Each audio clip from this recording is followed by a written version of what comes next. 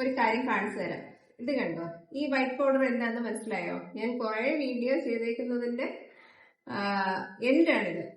അതായത് ഇത് നമ്മുടെ കൂവയുടെ ഈ വർഷത്തെ പ്രോസസ് ചെയ്തേക്കുന്ന പൗഡറാണ്. അപ്പം നമുക്ക് ഇതുപോലെ കുറെ കുപ്പികളിൽ ഇപ്പൊ റെഡിയായിട്ട് നമുക്കിപ്പൊ ഇത് കൊറിയർ ചെയ്യാൻ വേണ്ടിയിട്ട് ഉള്ളതാണിത്. ഇതൊരു ഓർഡർ നമുക്കിപ്പൊ കിട്ടിയേക്കുന്നതാണ്.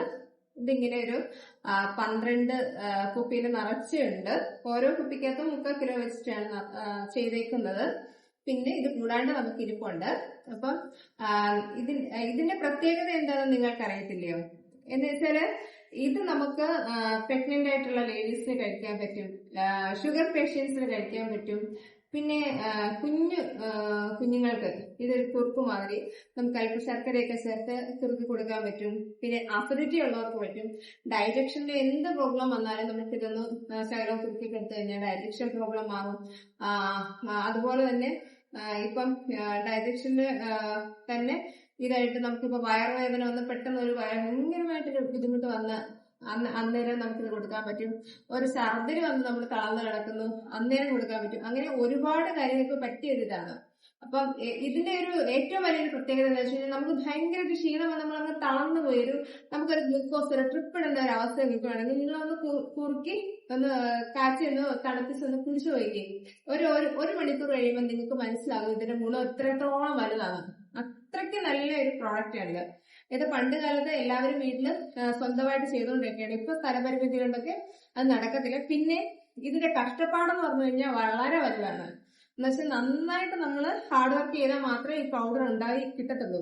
എന്നുവെച്ചാൽ ഇതിന്റെ ഓരോ സ്റ്റേജിലും നമ്മളിത് കൂവയെടുത്ത് കഴുകി വൃത്തിയാക്കി അതിനുശേഷം നമ്മൾ അരച്ചെടുത്ത്, പണ്ടൊക്കെ ഉരച്ചാണ് എടുക്കുന്നത് തകര ഷീറ്റില്. ഇപ്പൊ ഇത് അരച്ചെടുത്തിട്ട് അത് നമ്മൾ 10 ദിവസം വെള്ളം മാറ്റണം. 10 ദിവസം വെള്ളം മാറ്റി കഴിയുമ്പോഴത്തേക്ക് പിന്നെ നമ്മൾ ഒരു ട്രെയിൽ നിരത്തി നന്നായിട്ട് ഉണക്കണം. എന്നുവെച്ചാൽ ഒട്ടും മോയ്സ്ചറൈസിങ് കണ്ടന്റ് ഇല്ലാണ്ട് നല്ല ഫൈനായിട്ട് ഉണങ്ങണം. അങ്ങനെ ഉണങ്ങിയ ശേഷം നല്ല എയർടൈറ്റുള്ള ബോട്ടിൽ തന്നെ നമ്മൾ സൂക്ഷിച്ചു വെക്കണം. പിന്നെ നമ്മൾ ഓരോ സ്പൂണും എടുക്കുമ്പോഴും സൂക്ഷിക്കണം. നമ്മൾ എടുക്കുന്ന സ്പൂണ് വളരെയേറെ ഉണങ്ങിയ നല്ല ഡ്രൈ ആയിട്ടുള്ള സ്പൂണേ എടുക്കാവുള്ളൂ. അതുപോലെ തന്നെ നന്ദി സ്പൂൺ ഒരിക്കലും പിന്നെ ഇതിനകത്ത് ഇടരുത്. അങ്ങനെ വളരെ നമ്മൾ കീപ്പ് ചെയ്യുന്നത് ഇപ്പൊ ഒരു 10 വർഷം നമ്മൾ അങ്ങനെ കീപ്പ് ചെയ്യുവാണെങ്കിൽ നമുക്കത് ഉപയോഗിക്കാൻ പറ്റും. അത്രയ്ക്ക് കാലാവധി ഉള്ളതാണിത്. ഒരു കുഴപ്പവും സംഭവിക്കത്തില്ല. അങ്ങനെ തന്നെ ഉണങ്ങിയിരിക്കണം. അല്പമെങ്കിലും വന്നിട്ട് നമുക്ക് പൂപ്പൽ ബാധ കേൾക്കും. അതുകൊണ്ട് നിങ്ങൾ ഓരോരുത്തർ ഉപയോഗിക്കുമ്പോഴും വളരെയേറെ ശ്രദ്ധിക്കണം. അപ്പം എന്റെ ഈ വർഷത്തെ ഇത് ഉണ്ടാവും. ഈ ബോട്ടിലെല്ലാം നിറയെ നമുക്കിപ്പോ ഓർഡർ ആയിട്ട് കിട്ടിയേക്കുന്നതാണ്. ഇനി കുറെ ഇരിപ്പുണ്ട് നമുക്ക്. അപ്പൊ ഞാൻ നിങ്ങൾക്ക് വേണ്ടിയിട്ട് ഇത് കൊറിയർ ചെയ്തു തരാം. അപ്പൊ നിങ്ങൾ എന്നെ വാട്സാപ്പിൽ കോൺടാക്ട് ചെയ്താൽ മതി. എന്റെ കോൺടാക്ട് നമ്പർ തരാം.